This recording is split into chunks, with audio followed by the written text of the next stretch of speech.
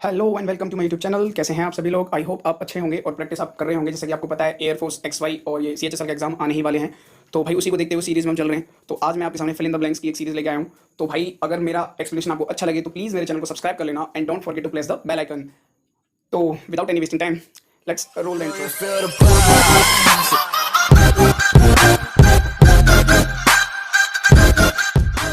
चलिए शुरू करते हैं। तो पहला क्वेश्चन पढ़ लेते हैं। पहला क्वेश्चन बोला गया है, लेट्स या पहला क्वेश्चन बोला गया है he was born dash in. तो यहाँ पे आपको देखना चाहिए, ये तो बहुत इजी क्वेश्चन हो गया, तो आपको पता होना चाहिए इन, ठीक है। और मेन डेस्टिनेशन हमेशा इन होता है, तो इन आ जाएगा। इसको मुझे डिस्कस कुछ करना ही नहीं था। अब आ जाओ भाई। The convict tried his level best to justify himself, but the judge looked at him and found him guilty. अब ध्यान दो, इसमें क्या हुआ, जो दोषी है उसने बहुत सारे अपना लेवल बेस्ट दिया अपने आप को जस्टिफाई करने के लिए, लेकिन जो जज था ना उसने लुक्ड।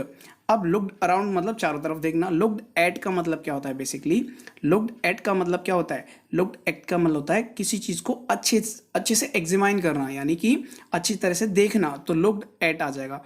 और लुक थ्रू मतलब किसी के थ्रू जाना है ना, तो इस जगह क्या हो जाएगा? एट, ठीक है। तो लुक्ड एट मतलब ध्यानपूर्वक देखना, चीज़ें एग्जामिन करना। ओके, अगला क्वेश्चन है that is his opponents launched a political dash against him, ठीक है। इन चीज़ों से पहले थोड़ी ये जितनी भी बुकैब है उसको मैं थोड़ा सा डिफाइन करने की कोशिश करूँगा आपके सामने। ओके, पहला जो वर्ड है वो क्या है? That is regimen. रेजिमेन का मतलब क्या होता है? रेजिमेन का मतलब होता है एक तरह की नियम। जब आप बीमार होते हो तो आपको कौन कौन सा खाना खाना है, आपको कौन कौन सी एक्सरसाइज करनी है, ये जो नियम होते हैं ना उनको बोलते हैं रेजिमेन। क्या बोलते हैं? रेजिमेन। ओके, रिमिशन क्या होता है भाई? रिमिशन का मतलब होता है एक ऐसा पीरियड जब सपोज करो आप बीमार रहे हो और बीमारी के बाद आप ठीक होते जा रहे हो, तो वो जो ड्यूरेशन रहता है ना, वो ड्यूरिंग जो टाइम रहता है उसको बोलते हैं रिमिशन, ठीक है। और रीगल का मतलब क्या हो जाए? जब आप खाना खा रहे होते हो तो उसको बोलते हैं रीगल करना, रीगल करना। और टायरेड का मतलब क्या होता है? टायरेड का बेसिकली मतलब होता है किसी के बारे में क्रिटिसाइज करना। एक लंबी स्पीच भाषण दो तो वहां पे किसी की निंदा करना, किसी को क्रिटिसाइज करना, उसको बोलते हैं टायरेड, ठीक है। तो अपोनेंट होंगे तो वो क्या करेंगे? क्रिटिसाइज ही करेंगे। तो option 4 will be the correct, ठीक है। आई होप आप समझ पाए होंगे इस क्वेश्चन को। अगला क्वेश्चन है that is what and dash story exclamatory mark I am not dash enough yet to believe it. Okay, story है, स्टोरी से पहले एडजेक्टिव रहेगा। एडजेक्टिव पहले में है, दूसरे में है, ये दोनों नहीं हो सकते, ठीक है। First and second. अगर व्हाट एन इनक्रेडिबल स्टोरी, बिल्कुल सही है। What an incredible story I am not credulous enough. Credulous का मतलब क्या होता है? बेसिकली मैं बताना चाहूँगा। क्रेडुलस का मतलब होता है रेडी टू बिलीव थिंग्स। जब आप चीज़ों पे विश्वास करने लग जाते हो तो वो होता है क्रेडुलस, ठीक है। तो या what an incredible story. Incredible का मतलब क्या होता है? आपने सुना होगा इनक्रेडिबल इंडिया, अविश्वसनीय भारत, यानी कि एक ऐसा भारत जिस पे आप विश्वास नहीं कर सकते। यहाँ का कल्चर ऐसा है कि जिस आप सोच भी नहीं सकते, उसको बोलते हैं इनक्रेडिबल। तो एक ऐसी स्टोरी है जिसकी आप कल्पना नहीं कर सकते।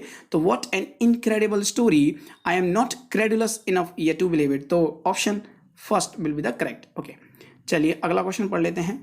माई father is very dash to me we play football every evening. Okay, अब देखो भाई वेरी क्या है? वेरी एक क्या है? एडवर्ब है। और एडवर्ब है तो एडवर्ब अपने बाद क्या लेगा? एडजेक्टिव लेगा। और फ्रेंडली क्या है? एडजेक्टिव है। फ्रेंडली क्या है? एडजेक्टिव है।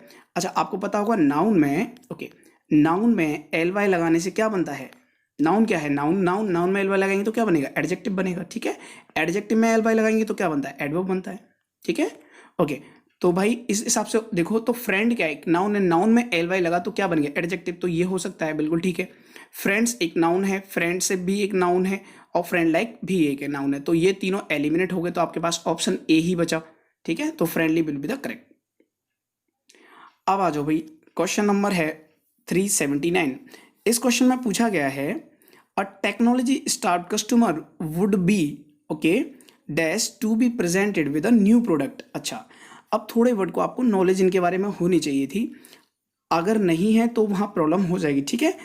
अब देखो भाई, थ्रूइंग का मतलब क्या होता है? बेसिकली इसका मतलब होता है जब कोई चीज़ें तरक्की कर रहे होते हैं, जैसे बोलते हैं भाई बहुत अच्छा चल रहा है समय, तो उसे थ्रूइंग यानी अचीवेबल कुछ चीज़ें होती हैं। अच्छा चल रहा है, मैं समझा नहीं पा रहा आपको हिंदी। एक लेट से मैं एक वर्ड लेता हूँ कि जैसे फॉलो फूल ना लाइक चलता है कि भाई उसके तो बहुत अच्छे दिन चल रहे हैं, तो वो थ्रोइंग कर रहा है, क्या कर रहा है, थ्रोइंग, बेसिकली एक वर्ब है ये। अच्छा, वर्ब है। अब हमें इसके बाद डिक्लेरेटिव का मतलब क्या होता है भाई, डिक्लेरेटिव, अच्छा यहाँ पे हमें सेंस देखना पड़ेगा भाई, थ्रिल, यहाँ पे क्या करना पड़ेगा, अ टेक्नोलॉजी स्टार्ट कस्टमर, अच्छा कस्टमर्स का वुड बी ओनली थ्रिल्ड। अच्छा, थ्रिल्ड का मतलब क्या होता है, बेसिकली यहाँ पे थ्रिल्ड ही अप्रोप्रिएट होगा। क्यों, थ्रिल्ड का मतलब क्या होता है, थ्रिल्ड का मतलब क्या होता है, ये होता है बहुत खुश, जब वेरी एक्साइटेड एंड प्लीज, जब कोई सिचुएशन जहाँ पे जो कस्टमर, एक टेक्नोलॉजी नहीं आएगी जो कस्टमर को आकर्षित करेगी, तो क्या करेगी वो, लोगों को क्या करेगी, बहुत ज़्यादा एक्साइटेड करेगी, नई नई नई चीज़ टेक्नोलॉजी आएगी तो कस्टमर कैसे हैं, वेरी एक्साइटेड होंगे उनसे लिए, तो यहाँ पे थ्रिल्ड ही सही होगा ऑप्शंस। ओके, अगला क्वेश्चन है दैट इज नीदर श्याम, ओ भाई ये तो बहुत ज़्यादा सिंपल हो गया, नीदर श्याम नॉर रोहित। दूसरी चीज़ ये कि ये जो वर्ड होते हैं अपने पास सेम पार्ट्स ऑफ स्पीच लेते हैं, अगर नीदर ने अपने बाद श्याम दैट इज नाउन ले रखा है, तो नॉर भी अपने बाद रोहित यानी कि नाउन ही लेगा, ठीक है, सेम चीज़ों को जोड़ते हैं, कंजक्शन भी काम करते हैं ना ये, इसीलिए, ठीक है। He is getting married, okay, getting married क्या लेता है, टू, क्या लेता है भाई, गेटिंग मैरिड टू, ये प्रपोजिशन है भाई, सेम चीज़ें याद रखो, तो इसमें ऑप्शन होगा ये वाला, डी वाला।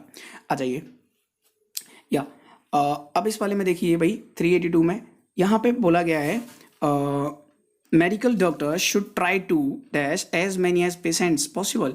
अच्छा भाई देखो, वैसे तो आपको पता है ये हील, ये होता है ना स्वस्थ करना, किसी को ठीक करना, ठीक है, यही वाला तो होता है। ओके, इसमें तो कुछ सोचना ही नहीं था भाई, हील यही सिंपल होता है। ओके, अगला वर्ड है can you tell the difference butter and margin, ठीक है। अब देखो भाई यहाँ पे तो कन्फ्यूजन है, यहाँ पे एंड आ रहा है, तो एंड कौन सा था, बिटवीन एंड लेता है, तो यहाँ पे option 3 will be the correct, ठीक है। आई am not very good repairing things, ठीक है, ऑप्शंस देख लेते हैं भाई, आई एम नॉट गुड, ठीक है, इसमें ऑप्शन जो होगा वो क्या होगा, आप मुझे बताएं।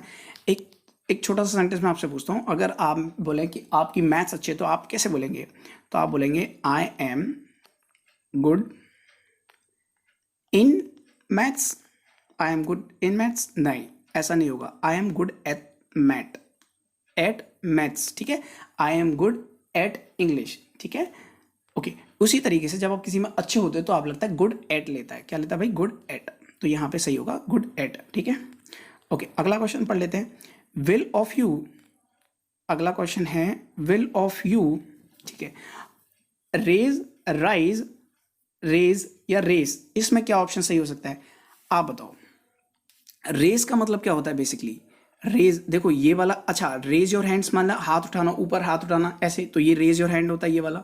राइज का मतलब क्या होता है, राइज जानते हो, ऊपर उठना, जब चीजें ऊपर उठती हैं, तो क्या आप अपनी प्रेयर ऊपर उठाओगे, will of you rise up for prayer, या ऊपर उठोगे, बढ़ोगे, राइज हो जाओ भाई, खड़े हो जाओ, है ना, ऐसे आ जाता है, तो इस जगह क्या होगा भाई, ये राइज, ये वाला सही होगा, है ना।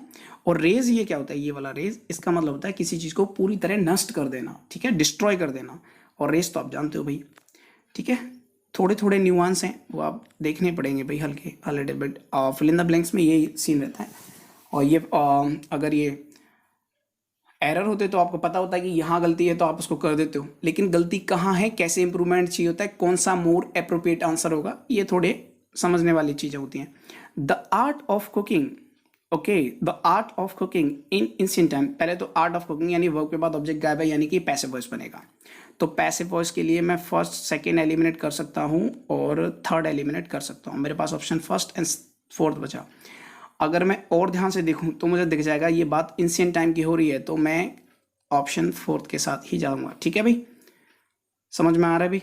ओके, अगर समझ में आ रहा है तो वीडियो को लाइक कर दो और चैनल को सब्सक्राइब करो और शेयर करो अपने दोस्तों के साथ, है ऐसे सपोर्ट करो यार, ठीक है।